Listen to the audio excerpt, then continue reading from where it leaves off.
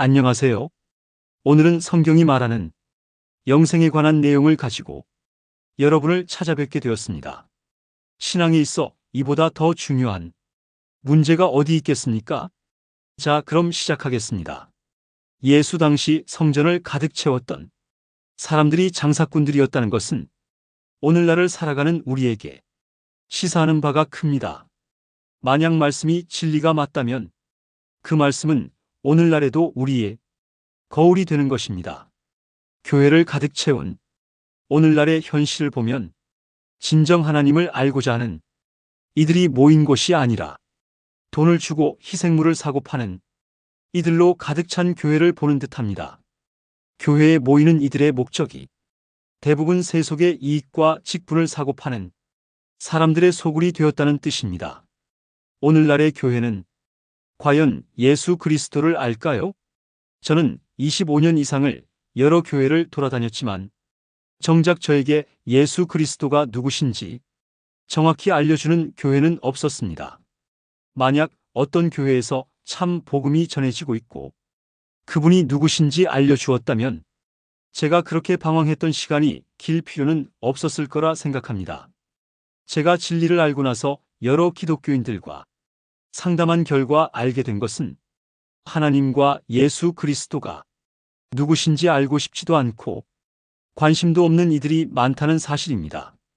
또한 오늘날 교회를 다닌다는 이유로 자신이 구원받았다고 생각하는 범인들이 너무나 많았습니다. 하나님이 누구신지 모른 채 매주 교회 가서 예배드리고 찬양하고 기도하는 것으로 하나님의 구원을 치환하는 것입니다.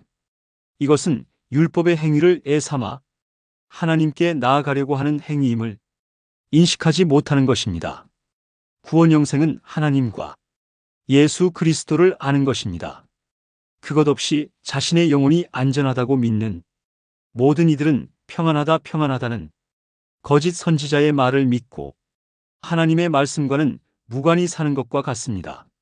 성경은 구약부터 신약까지 오로지 구원이신 예수 그리스도만을 드러내기 때문에 교회를 다니는 행위만 있고 그분이 누구인지 모른다면 제 아무리 대형 교회 목사라도 하나님의 심판대 앞에 서야 할 것입니다. 목사가 심판의 대상이 된다면 그 사람들에게 배운 교회 교인들은 말할 것도 없겠지요.